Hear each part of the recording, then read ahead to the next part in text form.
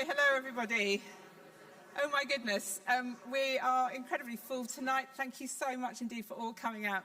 We know why you've come out, because we have one of our absolute festival favourites tonight. I'm really, really delighted to welcome Professor Sir David Spiegelhalter to the Cambridge Festival, who's going to talk about the art of uncertainty. David, over to you. Thank you very much.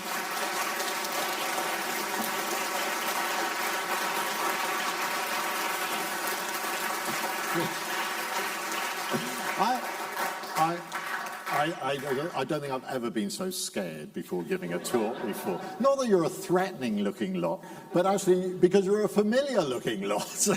And so I do feel quite intimidated in getting up and talking to what I imagine are some fairly regular festival goers. And I've done quite a few gigs at Cambridge festivals. It's been an absolutely wonderful thing to do. So I hope there might be something new in this. It's a really great pleasure to be speaking here in front of everybody on home turf.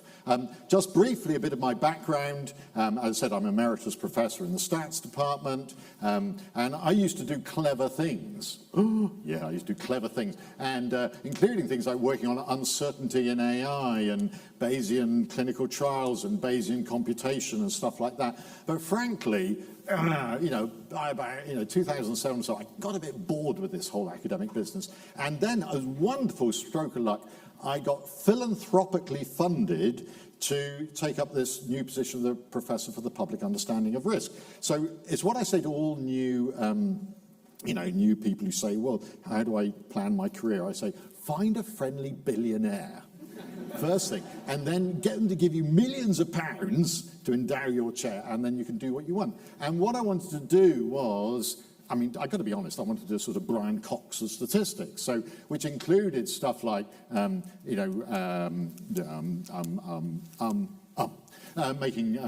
TV programs, Climate Change by Numbers, as with Hannah Fry. That's when then It Tells You Win, and that's when BBC4 used to pay for 1-hour science documentaries fronted by academics.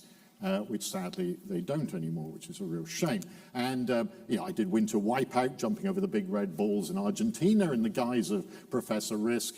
And then some of you may remember I did a lot of stuff during COVID, and I think that's what got me on to my life's ambition, which was doing Desert Island Discs, which is, after that, I thought there's nothing else.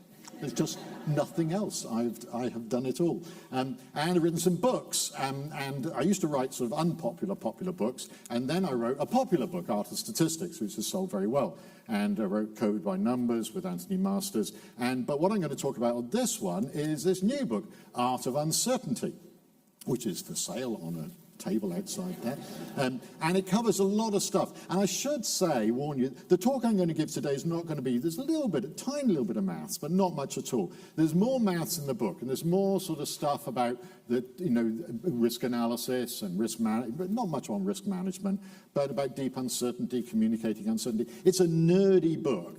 It's not just an easy read, particularly. It's got some nerdiness in it. So just a warning, though, I don't want anyone to be disappointed. But I think it's quite good.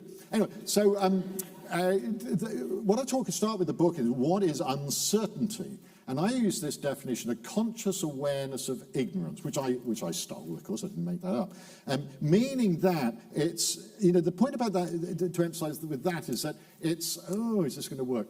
It's our ignorance, and ignorance covers a huge amount, because we may be ignorant about what the future holds, or we may be ignorant about what's going on at the moment, or what's gone on in the past, or why it happened, and who was responsible for a crime, or anything like that. We spend most of our time in a state of almost complete ignorance. We know very little indeed about what's happening in the world, and we certainly don't know what's going to happen. And can I make this work properly? Anyway, and the point about the idea of saying it's a conscious awareness is to emphasize that our ignorance is something we own. Someone else might not be ignorant. We are ignorant. It's a relationship or uncertainty between us, you, or a body of people or something, and an object of uncertainty. And that object of uncertainty may be the future or whatever. And I emphasize that a lot in the book, because I emphasize a lot in the book the whole subjectivity of the area of uncertainty. So uncertainty can be It can be aleatory. You know, what we used to talking about chance, what we can't know. Okay, coin, going to flip a coin. What's the probability this is going to be heads? Hey, boom. Right. That is aleatory uncertainty. We can't know, it's chance, it's in the future, whatever. But the other kind of uncertainty, look, when I flip the coin and cover it up, is epistemic uncertainty, is what you don't know. I know, but you don't know. So it's epistemic. So what's the probability this is heads? Yeah, a bit more grudging now. You're a bit slower now. You're so cocky with the half beforehand. And now, gradually, someone says a half, 50-50, gets dragged out of you because people are quite unhappy, usually, about putting probabilities on their epistemic uncertainty. Later on, I am going to have you putting probabilities on your epistemic uncertainty, whether you like it or not.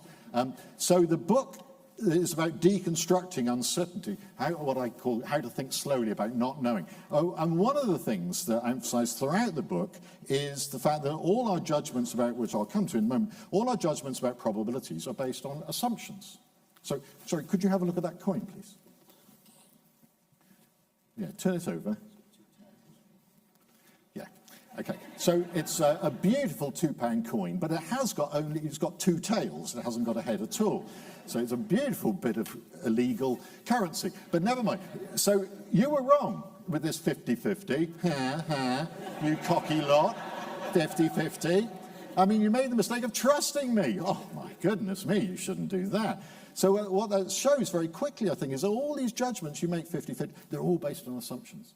They're all based on judgments. In other words, all probabilities are constructions based on what you know and don't know. We'll come back to that later. Okay, so I'd like to, we're so used in our world of uncertainty to use words like could and perhaps and this may happen, and you know, we use it all the time in our daily life. What I'd like to argue now is the importance of numbers, and I would say that I'm a statistician. The importance of trying to put your uncertainty into numbers where appropriate. And the example I use in the book about this is the Bay of Pigs, which some of you may remember. This was, you know, in 1959, Castro had led a revolution in Cuba, and America didn't like this very much. And in 1960 and 61, the CIA, without the knowledge of the US military at all, started planning an invasion of Cuba by 1,500 Cuban exiles. At the Bay of Pigs, which I've been to the Bay of Pigs. It's a very nice place now. Wasn't in 1961, I can tell you that. So, and the point is that when Kennedy became president, he hadn't known a thing about this before. He found out about this plan, and he thought, well, this seems a bit odd. I'll get the intelligence report, get the Joint Chiefs of Staff to do an intelligence report, which they did, and they thought it wasn't a very good idea at all. Amongst themselves, they thought, you know, maybe a 30-70 chance of success. You know, there was 30% chance of success, 70% chance of failure. And that's what they thought. Okay, that's what they thought. But for bizarre reasons, which they deeply regretted later on, by the time the report got to Kennedy, that 30% chance of success had been converted into the phrase, a fair chance of success. Which isn't what they thought that meant not very good. But that's, I mean, to me, fair chance sounds pretty good. Anyway, well, not just because of that, but for all sorts of other reasons, Kennedy improved the invasion, and it was a total fiasco. And all the 1,500 were killed or captured. So since then, intelligence communities in particular have learned that these words about uncertainty can be extremely dangerous. Go fast forward 50 years. Okay, no, so before I get to that, I'll just mention that, you know, the words, there's not just the intelligence community, but lots of people have realized that words are easily misunderstood. And so best to at least roughly define words. So for UK intelligence services, likely means 55 to 75%. And it has to mean. So if someone in MI5 uses the word likely, they have to mean between 55 and 75% in their judgment. And I know this because I gave a talk at MI5 and they gave me a mug. That's all I got. I didn't get paid. They gave me a mug. And the mug, if you can see it, says how likely you are indeed to refill. And if it's nearly at the bottom, 55 to 75% empty, you're likely or probable. But notice if we go up, if you think something is between 25% and 35% chance, you have to use the term unlikely. So in the Bay of Pigs example, they would have had to say this is unlikely to succeed if they were using the current intelligence services probability scale. IPCC have got a similar scale for climate change. Other people have got similar scales. I think it's a really valuable thing to have a sort of translation between words and numbers. Okay, this is what I was going to say. Things have changed over the last 50 years. And so by the time we got to 2011, another president was faced with another big decision about sending in military when it was, thought that Osama bin Laden was in this compound in Abbottabad. And was he going to send in the SEALs and all that, which could have been a disaster if he hadn't been there. And so what Obama did was get multiple teams to look at the problem. That's the first issue. He didn't just get one group, he got multiple teams of analysts, independent teams to look at the problem. And they had to assess a probability. They didn't have to say whether it was likely or possible. They had to assess a probability. And he said afterwards that some thought it was only a 30 to 40% chance, which they may have been red teams. Red teams are set up to deliberately take a rather pessimistic view, very critical view to prevent groupthink. And then there were optimistic groups that thought it was about 80 to 90%. And Obama said, well, I got all these different opinions, a lot of variability between my groups, and I thought in the end it's basically 50-50. Not just because there's two options, but because in the end there was such a spread of opinion. And of course he approved the raid and it was correct. And I think this is actually a very good way to go about using your analysts. It's been argued since. Some people have said, well, all the analysts should have got together beforehand to present a single assessment to the president. And some people have said that. I think it's completely wrong. Much better that the president sees the variability in opinion among the experts who are advising him. It's his decision, and they shouldn't be trying to force that decision for him. That idea of multiple perspectives is quite a complex picture, I'm afraid, but very important, I think, really came into COVID. Can you remember COVID? I know, I'm sorry to remind you all. Can you remember the R number? Yeah, oh God, we got the R number all the time. It was the average number of people that somebody who had COVID was expected to infect. And the crucial thing was R greater than 1, in which case the pandemic was increasing, or was it less than 1? So, but if it was a lot greater than 1, it was of great concern. So estimating R was a continuing issue. And you can't observe R because you don't know who's been affected. So you have to use all the data, and the UK had, how many teams? 8 teams, and 12 different models based on all sorts of different assumptions. Some were really complex differential equation models, some were really complex agent-based models, modeling individuals, some were very broad, very, almost curve-fitting statistical models. So, and they all came up with their different answers, and all the ones along the left-hand side are their different estimates with the uncertainty intervals. Now, you may notice something about that. They're all trying to estimate the same quantity, and yet they hardly overlap at all. They can't all be right. Now, all these uncertainty intervals have been calculated using the best statistical methods, but they must be wrong because they don't overlap. They can't overlap one true value. So what that shows is that all these uncertainty intervals are unreliable. You cannot believe these, and yet they're what's calculated. Thank goodness there wasn't just one team, because we can see what disagreement there was between the teams. Then they all got together at the end of the week and they produced a pooled estimate, the one at the right, and that's the one we all heard. But bless them, they then published this public data, all the variability in the analyses. And this has really convinced me of the value, although it's expensive, to have multiple independent teams doing analyses, because any single one of those models could have been very unrealistic. And in the book, I talk more about, in a way, the problems with statistical modeling, because all the assessments of uncertainty assume the model is true. And the one thing we know is the model isn't true, because all models are wrong. So I think that this, to me, was a really good example of the care we need to use. Okay, now I'm going to a little bit of philosophy now. I like philosophy. Probability. What is it? I mean, we use it all the time in gambling and risk analysis. I mean, people say 50-50, gaming, of course, insurance, modeling, science, p-values, and all that stuff, which many people might be familiar with. But there's a basic problem. What does it all mean? I mean, what is probability? You can't see it. You can't measure it. There's no probabilityometer. It's not like temperature or weight or distance or time. And, you know, this has been a real challenge since probability was developed very late in the 1650s of what it actually means. You know, is it when we assess a probability, is it some estimate of some true underlying probability or propensity or frequency? Philosophers and statisticians have argued about this for centuries. So I've just got my own opinion. And whether you like it or not, I don't care. Because I'm old enough just to have it, and that's it. So the question I think poses, does probability even exist? Did we just make up the whole thing? And I think we did. So the great thing is actually got a paper in Nature in December saying this, does probability exist? And I said, probably not. But it's useful to act as if it does. No, it's not there. But let's pretend it exists, because it's really useful to pretend there are such things as chances out there.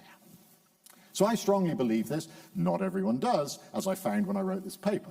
But never mind. You know, as I hope I showed with the coin tossing example, I believe that any probabilities that we use in real life, whether it's just on gaming or gambling or business or finance or anything, we just make them up. They're just constructs based on judgment and assumptions. They're essentially subjective. It doesn't mean that everybody's probability is as good as anybody else's, as I will show you in a moment when we do our quiz. But because we can check how good they are, as I'm going to demonstrate in a moment. And only rarely, sometimes, I think we can think there are true chances in the world.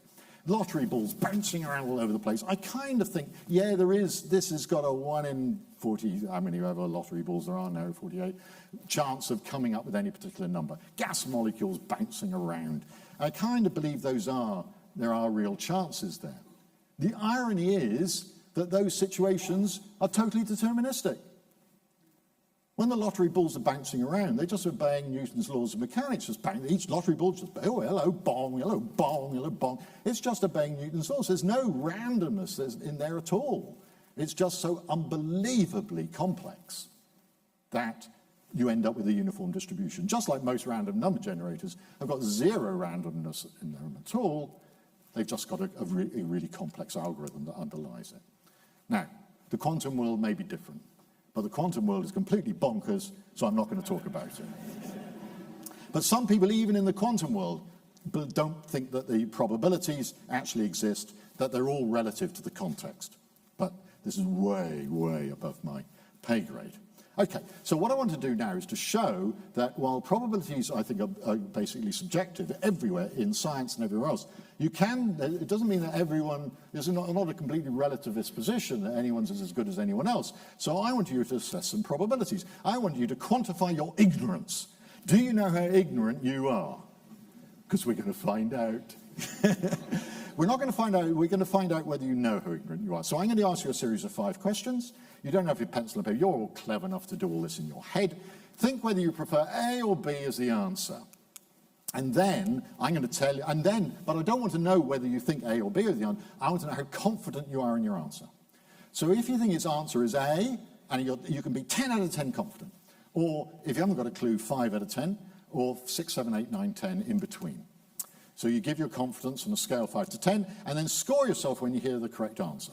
And the crucial thing is the scoring rule. This is the scoring rule. This is a work of beauty. It should be in every art gallery. This is a wonderful piece of work, this scoring rule. It is so powerful, so important. It's the scoring rule used in weather forecasting. It's the scoring rule used in super forecasting competitions. Scoring rule used everything. And it's lovely. If you say 10 out of 10 answer A and you're right, you get 25 points. If you're wrong, you lose 75. It is really vicious. It really penalizes being wrong. And you can go down. So if you said 7 out of 10, I'm A, answer A. If you're right, you get 16, you lose. If you're wrong, you lose 24.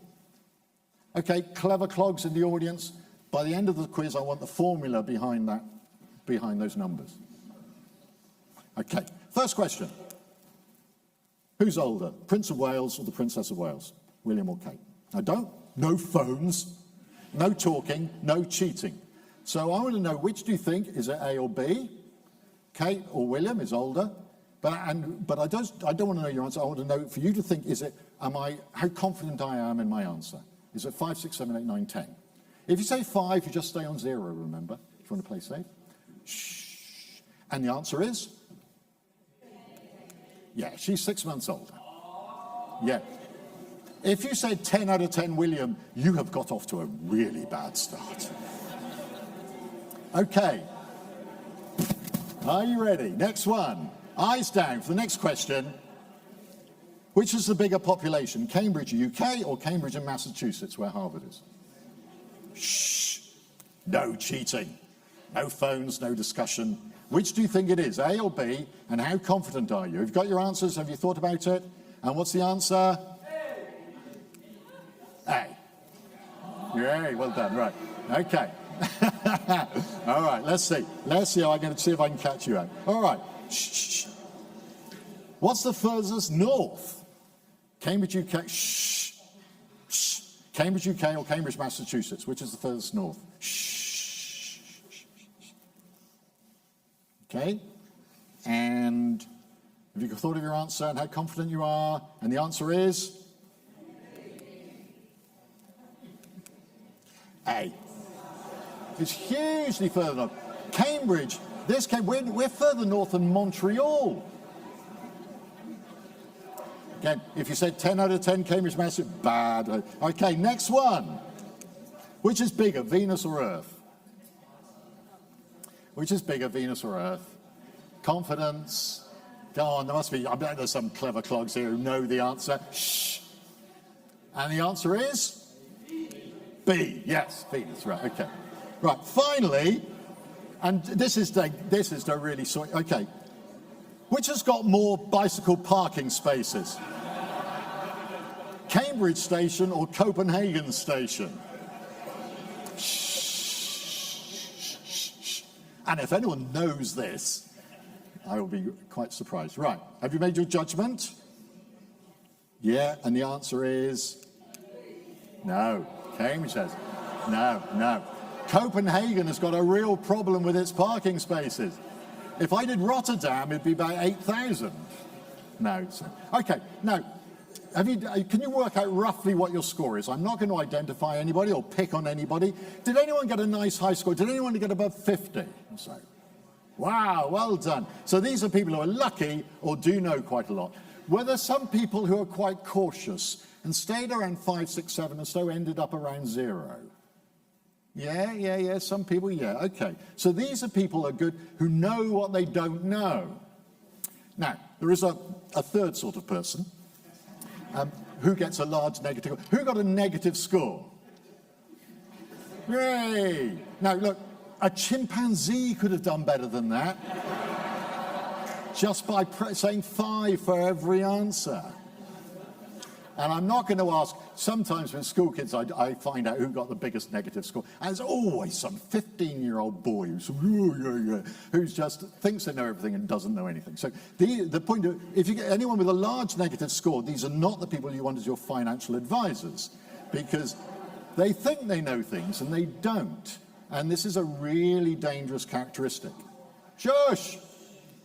Shush at the back. So the point about these sort of tests, these are serious, this sounds a bit of a game, but these are serious tests used to train intelligence analysts and others and super forecasters not to be overconfident, to know what they don't know. And good people who are good at this sort of stuff, in good super forecasters, got a particular characteristic in the way they think about things, which I could talk about later if somebody wishes to ask me. Okay, what's the formula? What's the formula? So subtract all the numbers from 20. The most you can get is 25. So look at the loss. Subtract all the numbers from 25, each number from 25. And what's the pattern you get? Look at that. You get -1, -4, -9, -16, -25, -36, -49. What's the pattern? Squares. They're squared. This is just squared error loss. It's known as the Brier score, invented by a weather forecaster in 1950. It's just squared error loss, that's all it is, which is amazingly powerful properties in encouraging people to be honest. Okay, now, how am I getting on? I need a drink. Okay.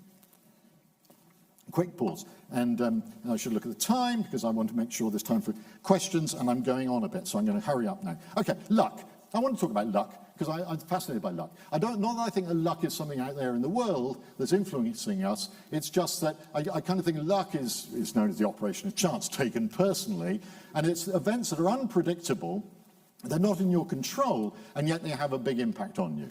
And that's actually so much what happens in our life is like that we are not in this sort of control. And I use as my example my grandfather, there he is, Cecil Spiegelhalter, Sergeant Spiegelhalter as he was then, in the First World War. And he ended up as brigade gas officer in the Ypres salient in January 1918, which was the most appalling job. And, I reckon that, very short life expectancy. He had to do an exam for a job that was almost certain to kill him, which didn't sound great. And of course, the landscape was like that. And so he was going along, although as he mainly kept, I think, on the roads, which are targeted by the German artillery. He kept a diary, and in it he records that he had a narrow escape, lucky to get through in time, desolation, and so on. It's a really precious object we've got, his diary. And in the end, though, after 3 weeks in the job, he gets blown up. After he visited Eagle and Bear Trench, which we visited with my father. But he didn't get killed, which you can tell, because I'm here. You might have guessed that. So he got declared B2, put behind the lines. He didn't have to go to the next he didn't have to do the next bit where the battalion was sent to the Somme to meet the Kaiser's offensive, and they had to do 2 counterattacks over the top. He was a second lieutenant by then. He would have been blowing his little whistle, climbing up the ladder, encouraging his men, and I would not be here, almost certainly. So he was incredibly lucky. Now, how do we analyze his luck? And I think it's worth... was he unlucky or unlucky? Well, I think he was, in a sense, we can deconstruct types of luck, which philosophers have done, which I think is really nice. And the first type of luck that I identified is what they call constitutive luck, which is the luck of who you were born as and when you were born in history and what society you were born as and who your parents were, what your genes were, all your very early upbringing, all these things over which we have zero control and yet exercise enormous impact for the rest of our life. He had bad constitutive luck, being born just in time to go into the First World War as a young man. And then there's circumstantial luck, which is being at the right place at the right time, meeting your wife on a train or something like that. Or I got offered a job from someone I met on the train once, which I didn't take. But or being at the wrong place at the wrong time. And he had terrible circumstantial luck of having that job in that time. But then the final bit of luck is what's called outcome luck, which is just how it happens to work out in that split second, in that moment, whether you are the one who survives or doesn't survive. And he had fantastic outcome luck, and that's why I'm here. And he went on and he lived till he was 81. And the other example I use for this in the book as well is this plane accident happened before I was born, when DC-3 Dakota flew into Saddleworth Moor in the low cloud, in the mist. And nearly everyone was killed on board, except a few people, among whom was a small boy who grew up to be my friend and colleague, Stephen Evans, who was working for the London School of Hygiene. I've worked with on multiple public inquiries. So how did he survive? Well, first of all, he had the terrible circumstantial luck of being on that plane at the wrong place at the wrong time. And then he had really good outcome luck of surviving. But, and I think this is interesting, why did he survive? Well, I think this was actually his constitutive luck. He was born into a family, his father had been in the RAF, and he knew the safest part of a plane was at the back, and he always made his family sit at the back of the plane. And his family were some of the few survivors, although his younger brother actually was killed, sadly. So I kind of find this fascinating to deconstruct luck. Not, I think it is an external thing happening to us at all, because existential luck is just luck of being born at all, and it's really difficult to talk about that because we have been born. Okay, so the importance of constitutive luck, I think, I'd love to think that my success was due to all my own characteristics and my hard work. Wow, some of it. But a lot of it was just who I was born as and who my parents were at the time of history I was born, with enormous good fortune in 1950s UK.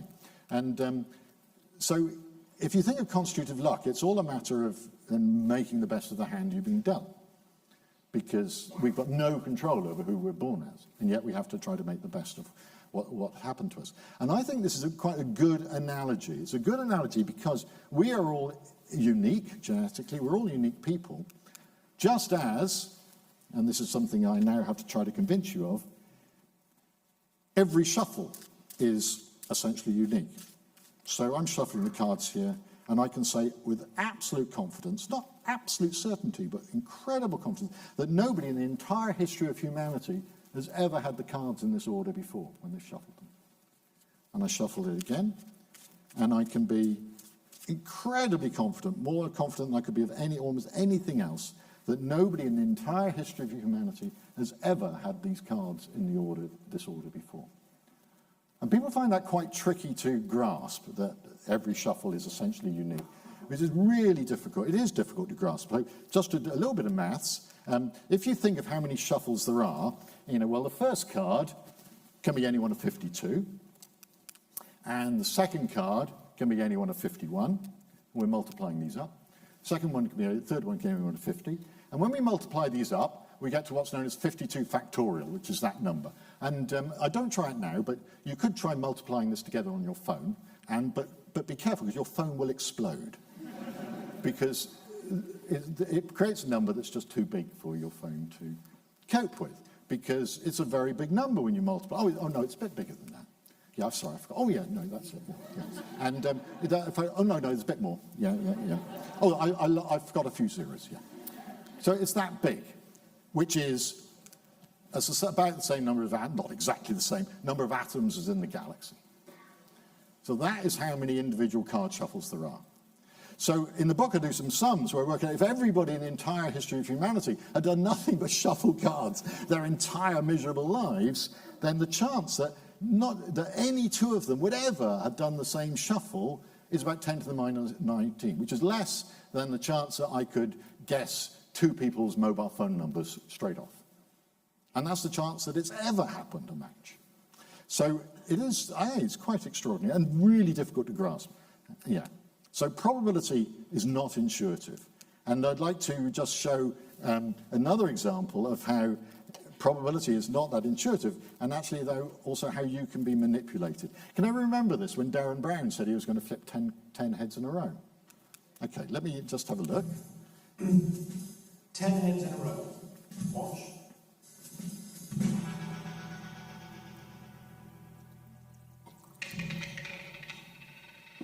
One. That's heads.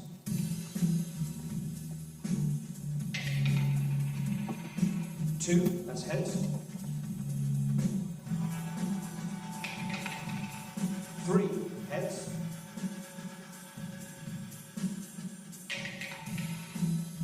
Heads, that is 4.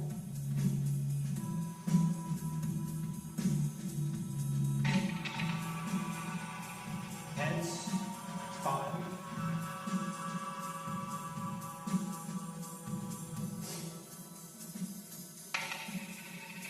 Six. 4, yeah, not stop. 7. 3 more. 8.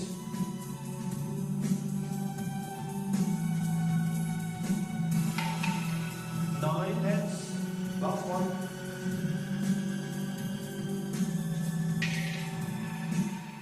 10. 10 heads in a row. Thank you very much indeed. Okay. So how did he do it? Sorry? No, it is. You see it spin. That's a proper coin. Was it? Ah, yes. Oh, you skeptical people, you. Oh, dear, you are so suspicious. So, was he lucky or unlucky, I'd like to say. And actually, he was unlucky when he did that. So, could someone explain, what do you think actually happened for him to do that? Yeah, okay, so let's see how he did it. 10 heads in a row. Watch.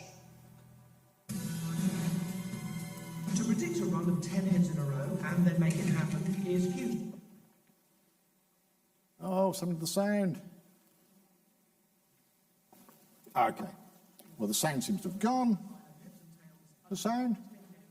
No, it's gone. Never mind. Anyway, he's saying it's very unlikely. It's 1 in 1,000 chance of throwing any particular one. And what he's doing now is doing it and failing every now and then, and doing it again and again and again and again. And our experience can often be very fast. And he's going round and round and round, and he's doing it for hour after hour after hour after hour. I mean, how he does, and every single time he does it, he has to look like it's the first time, like it's professional. And in the end, he took 9 hours over it.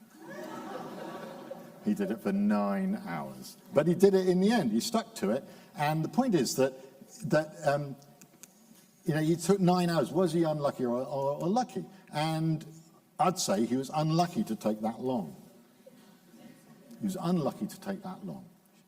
Because the chance of getting it, on any attempt before you get a tail, the chance of getting 10 heads in a row is about 1 in 1,000. Half times a half and half, 10 times. Okay, so on average, you'd expect to take 1,000 attempts. Now, big variability around that average, but on average, you expect to take 1,000 attempts to do it. And then I reckon, but if he took 9 hours, and I timed him how long it took him to flip a coin and the gap in between the throws, he would have taken about 1,600 attempts to do it. So actually, he was unlucky to take that long. And my colleague, James Grime, who's in the audience here, wearing yellow, repeated the feat and did it in an hour. He did it in an hour. And you can watch it on YouTube. You've got to admit, it's a pretty tedious video. You can watch him flipping a coin for an hour until he gets the 10 heads in a row. So it only took him an hour. And when you look at the calculations, so this is known as the geometric distribution. This is the waiting time, how many attempts you need before you get a first success, when each attempt has got a probability 1 in 1,024 of succeeding. That's the distribution. And Darren Brown was up there near the end of the distribution. James Grime was actually rather lucky. He was up at the start, very close to the front of the distribution. So it would have happened in the end. Darren Brown was, to take 9 hours was rather unlucky. So sometimes we can put probabilities on events, and similarly on coincidences, surprising concurrence events, perceived as meaningfully related with no apparent causal connection. And we all, experience coincidences. Some of them are good, some of them are bad, mainly good. This was a definition by 2 statisticians. I'm fascinated by them. But I think they happen a lot because there's so many opportunities for them to happen. It's a bit like Darren Brown. If you do something long enough, something remarkable will happen. And in our life, we've got endless opportunities for them to happen. They don't happen to me because I never talk to anybody and I walk along staring at the ground. So I don't notice things that are going on, that I've seen the same person twice in the same day. And I certainly don't find out that the person sitting next to me is my long-lost twin because I don't talk to them. So, whereas they happened a lot to some people, the only time it would happen to me is that once I bought a box of eggs and they had 6 double yolks in them, which is amazing. Yeah, exactly. And, this is reported in the newspapers occasionally, and it says the man from the Egg Council, I mean, you've got to believe the man from the Egg Council, said 1 in 1,000 eggs are double yolked, and so the chance of 6 eggs is 1,000 times 1,000, 1,000, a million, trillion, billion, zillion, or something like that, which is a totally idiotic number and incorrect. But never mind, we'll come on later about what's wrong with that. Now, first of all, though, there is one thing I would like to do. Before this thing started, we did do a little exercise with my glamorous assistant, Chris, of asking 23 of you, because I'm interested in coincidences, your birthdays and the last 2 digits of your phone number. So just 20, it's the magic number 23. So 23 of you have given your birthdays in month and year and the last 2 digits of your phone number. Now, who thinks there might be 2 people with the same birthday there? Who's going to bet that? And who thinks there's going to be 2 people with the same last 2 digits of the phone number?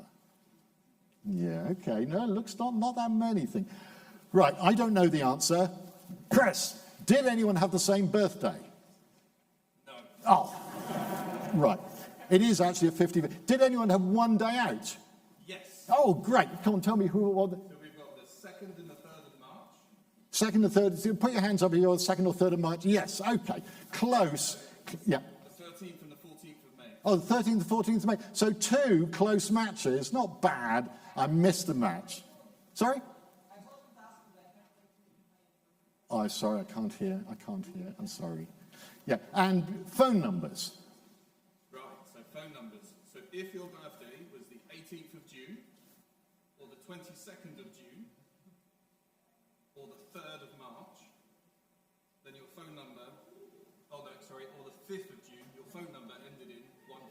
Okay, so who had their phone number ending in 15? 3 of you. Out of 23 people, 3 people had the same last 2 digits of their phone number. Is that any more, Pet? 97. 97. Who had 97? Sitting next to each other. So your phone number ends at 90. Excellent. Yeah, that's excellent. Okay. So unlike the pack of cards, these are the things. Bet, if you've got 23 people, just bet them. 2 of the, okay, so the sums say, if you've got 23 people, the last 2 digits of their phone number, there's a 94% probability of at least one match. It's almost certain that 2 of you would have had the same phone last numbers. And we had a 3 and a 2, which is really cool. Thank you, Chris, that's good. Birthdays, there's 51% chance of at least one match, which we missed. And adjacent, 77% probability of them with 2 last matches. So, you know, I was on to quite a good bet. But on the birthdays, the exact match, it was 50-50. So I was unlucky, but it's a half chance.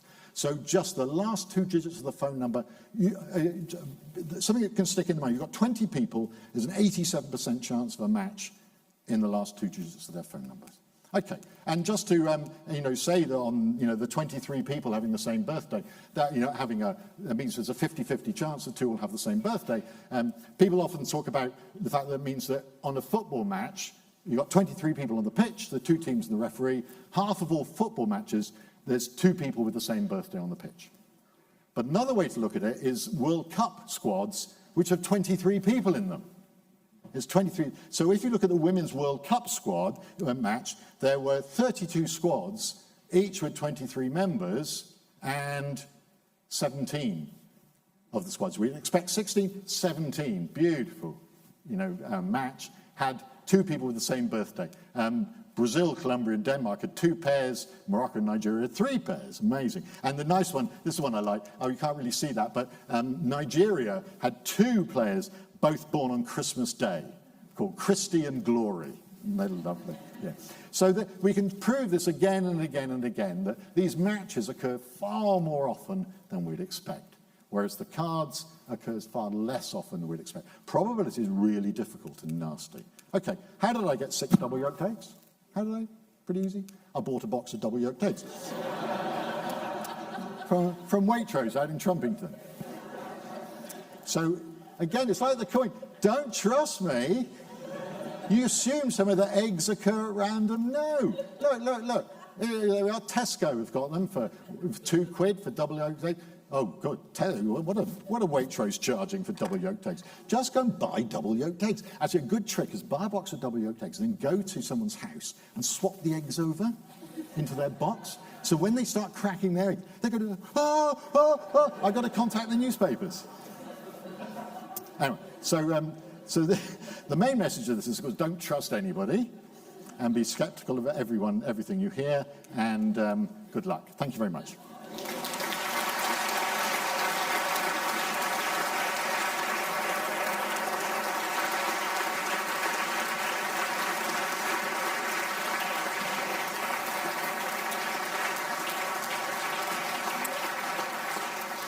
Okay, there's people around with microphones, and we've got some time for questions. If you want to ask me anything at all, really, as long as it's not too personal. There's one over there, one question there. Keep them quite short so we can fit in quite a few. Our numbers in COVID, would it have been better to have the whole group as one big group predicting a number rather than lots of smaller groups? Oh, yeah, but they wanted multiple approaches. These different groups had very different philosophies of modelling. Some were really applied mathematicians, some were really statisticians, and so I think quite reasonably they wanted a multiplicity of approaches to the problem, rather than all getting together and constructing one model. And the same thing's done in climate modelling. They deliberately want multiple teams building climate models instead of all getting together. And I think it's like the Obama issue as well. I think it's really useful to have multiple, almost competing teams coming up using their different ideas and not speaking to each other until the end.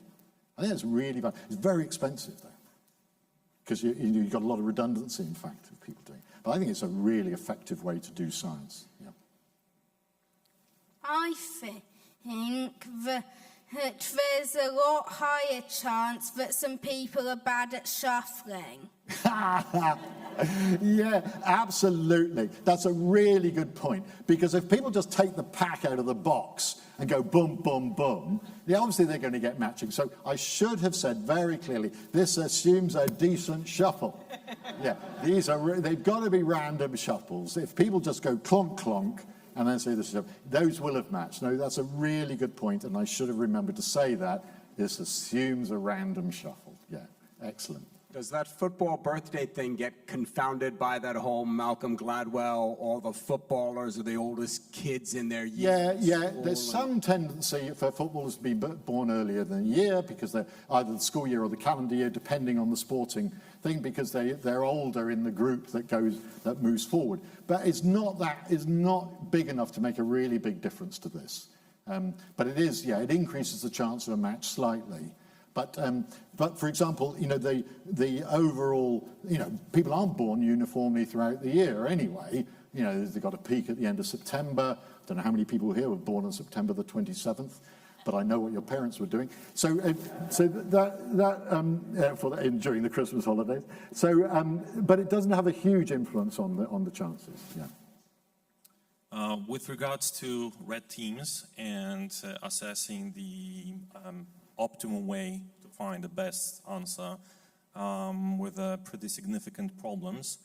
What is the best model for optimizing for how many times do the teams meet and more than one red team? Yeah, I don't know. I refer you to the Ministry of Defence, who, Ministry of Defence are big on uncertainty.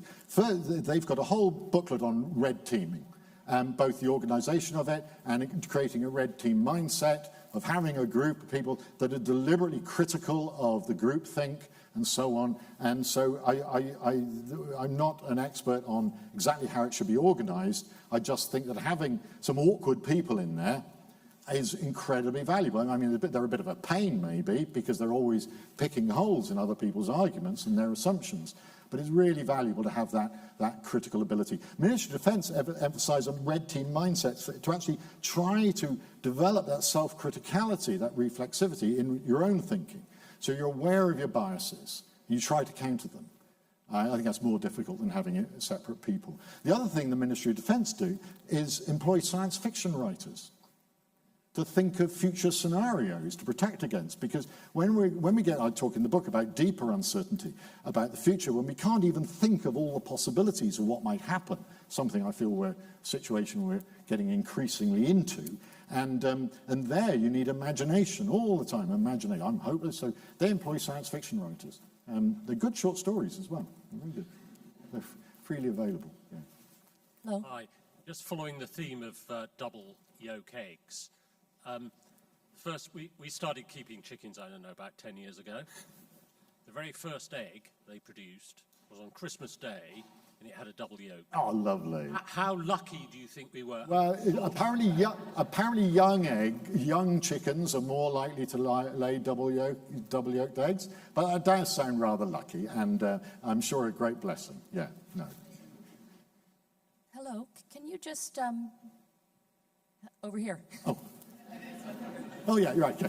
Can you just run past us again? Why is 23 such a significant number when you're in search of two birthdays? Yeah, it happens to be the number where you get a tip over that it's more likely or not that two people will share a birthday. And I could give you a whole talk on why. It's quite a fairly simple, but a slightly tedious calculation to come to that, if you line 23 people up, the probability of them all having different birthdays, which is how you that's what you go for, the probability they're all different, and then do 1 minus that. And you've got to have the first one could be any birthday, the second one has to be different from the first one, which is probability 364 over 365. The third one has to be different from the first two, which is 363 over 365. And when you multiply all those together, you get about a half. And the paradox why it's so unintuitive is the fact that you're multiplying 22 numbers together, all of which were fairly close to 1, but when you multiply them all together, the product goes below a half. But it doesn't feel that way, because my birthday It's magic. I just treat it as magic. I do, yeah, just magic. just magic. I think it's a much better explanation. None of this maths nonsense. Yeah.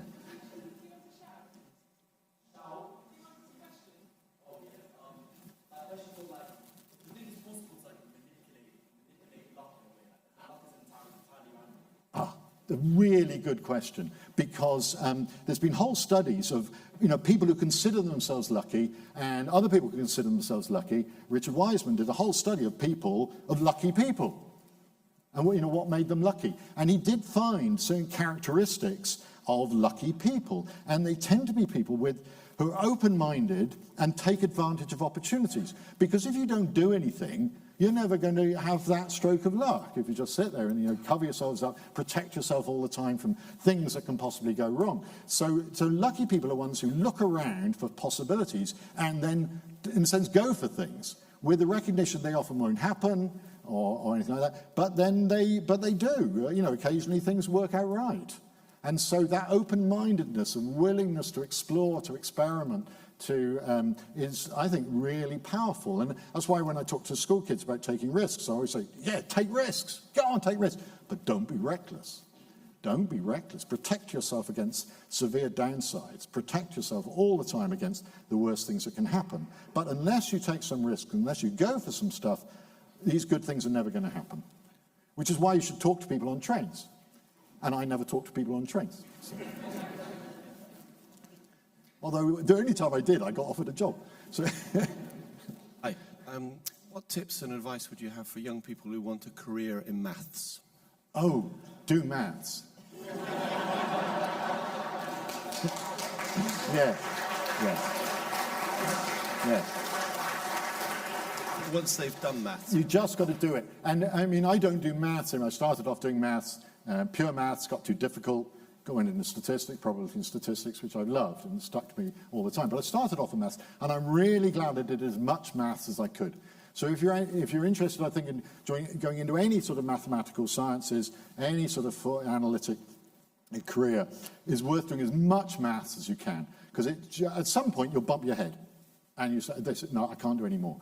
But all the other stuff will be useful, not even if you actually use it, but you'll have had to deal with some difficult concepts. You won't feel intimidated by other people who use these words and so on. So I think just try to, just do it and try to enjoy it. Find the bits that you enjoy and go for it. And treat it as maths is a lovely thing. It's a challenge, it's a puzzle. It's such a shame that so many people get put off it because it's, great beauty. Yeah.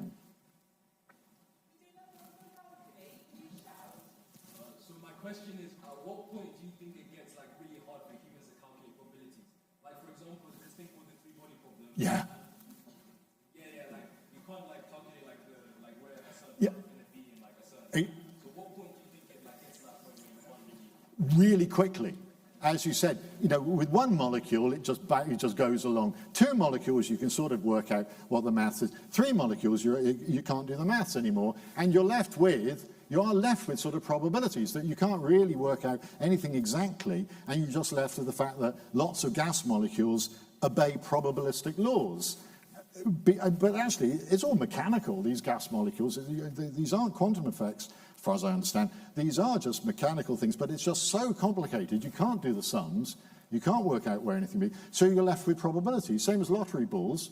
You can't, do the analysis of them banging off each other. So you're left with these probabilities. So at some point, it depends on what sort of granularity you're working. You're left with just saying, well, we've just got a uniform distribution or something like that, when things are so utterly complex that you can't model individual events. So I think, modeling is always an issue. Sometimes it's best just to do it as deterministic, and then maybe as probabilistic, and then as deterministic again. And it depends on the granularity in which you're working. But these are all just assumptions. I mean, as I said, I don't believe that chance exists. I don't believe that probability exists. I believe the world is deterministic and we haven't got any free will. But that is not actually strictly relevant to what I'm talking about. But I think it helps in my, really pragmatism about all this modelling. You just do what suits the occasion. Do you do the lottery? No. No, I did buy a lottery ticket once when they had so many rollovers that the payout was going to be bigger than the expected payout was bigger than the price of a ticket, and I did it then. Yeah, didn't win anything, of course. So I thought, well, that's it. If I'm not going to win, I'm not going to do this again.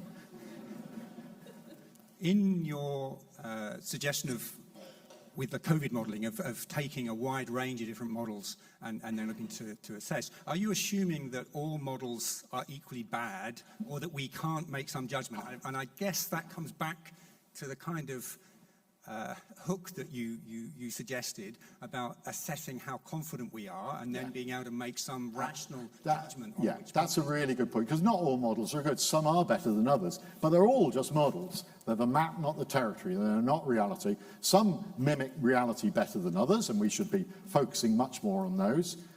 But that's why I never use the phrase model uncertainty, because you can never be certain about a model because none of them are right. Is model choice. You might choose to use one, and actually a multiplicity of good ones that have been shown to have good qualities of prediction and accuracy is quite reasonable in multiple approaches. But you're absolutely right. It doesn't mean, just because, it's like the probabilities, just because they don't actually exist, it doesn't mean that some aren't better than others. And models, just because none of them are true, doesn't mean that some aren't better than others. So I think that's the crucial thing. We need to be able to measure the quality of our judgments and our models without ever believing that any of them are true.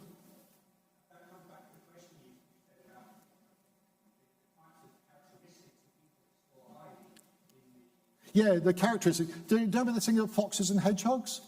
Okay, so this was identified in super forecasters. What you want are foxes rather than hedgehogs, and this is from an old folk tale of saying the fox knows many things and the hedgehog knows one big thing. And hedgehogs are people who've got one big philosophy of the world, and everything has to be crammed into it. They've got an idea of what the world were, and so everything they see has to be pulled into their model for the world. Whereas foxes are they have no ideology whatsoever. They're completely pragmatic. They follow, they gain new information, they change their mind rapidly, they deliberately look for information that might challenge what they think already. And it's the foxes who are the really good predictors, and hedgehogs who are stuck in one way of thinking are inadequate as forecasters. So there are certain personalities that have just been shown to be really good super forecasters. And I think I can, you recognize that. I think unfortunately, I think I'm rather a hedgehog myself because I'm too optimistic. But, if you're interested in people to make predictions, you want to find foxes rather than hedgehogs. Hello. With the R number thing, so in those 10 results, they were sort of all giving ranges that are in the sort of 1 to 2 kind of R number. If you kept getting more teams of these experts to do the tests and to come up with an estimate, and they were essentially random in the range 1 to 2, should you be getting more confident that it's 1.5, or more confident that you don't know where it is? Yeah. I mean, you can just look at those R numbers, and you think, it is between 1 and 2, round about 1.4 or something like that. And that's what they come up with in the end. They put them together and come up with a range, and that's what got quoted on the news. And that's how it was done. But again, it comes down to the idea of you only want people to contribute who kind of know what they're doing. There should be some basic quality control of who can stick, because otherwise, if anyone just sticks stuff in, then that's not really, as you said, not really gaining much at all. So this comes back to the last question, that you do need some basic quality control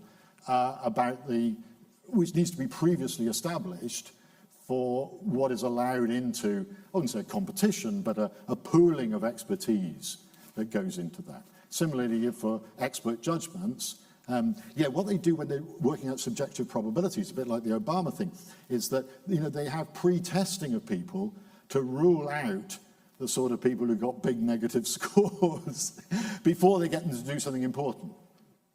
So people have got to pass some basic sort of qualifiers to show that they're reflective and good probability assessors before their opinions can start being pulled together. I'm just going to get one more question, if that's all right with you. Yeah.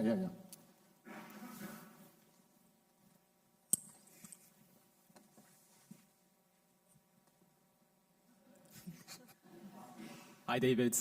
I'd like to ask, the Monty Hall problem? You've heard of that, right? Sorry, the Monty Hall problem. Yes. Yes, of course. I hate it. So I would like to ask, how do you use statistics and maths to answer the question? I don't do it. I don't do the Monty Hall. I don't like it. I've never used it in any of my books. I feel it's just, I got all sorts of ways to explain it, and I don't think it ever helps anybody particularly in trying to explain it. So I really, it's sort of baffling. It's unintuitive, but there's lots of other things that are unintuitive. I prefer my unintuitive stuff I do than the Monty Hall. Partly because the Monty Hall is also a strategy problem rather than a probability problem. You can easily show that, well, this strategy wins 2/3 of the time. And also, Monty Hall is massively dependent on assumptions. What is the guy going to do?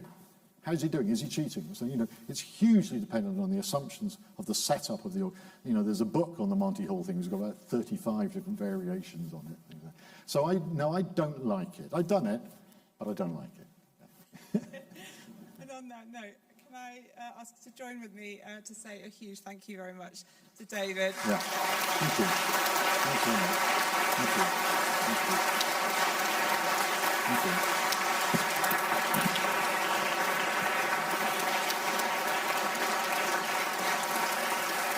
Thanks very much.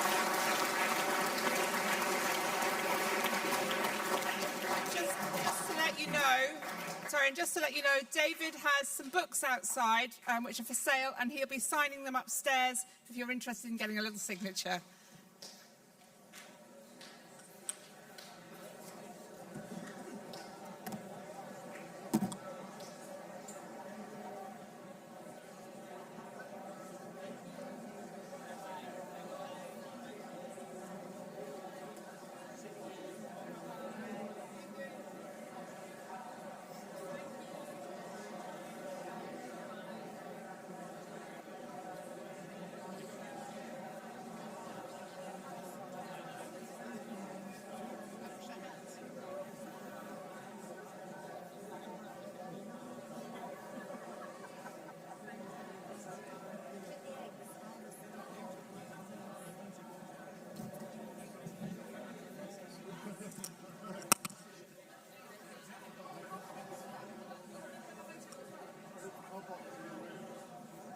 Robert is there.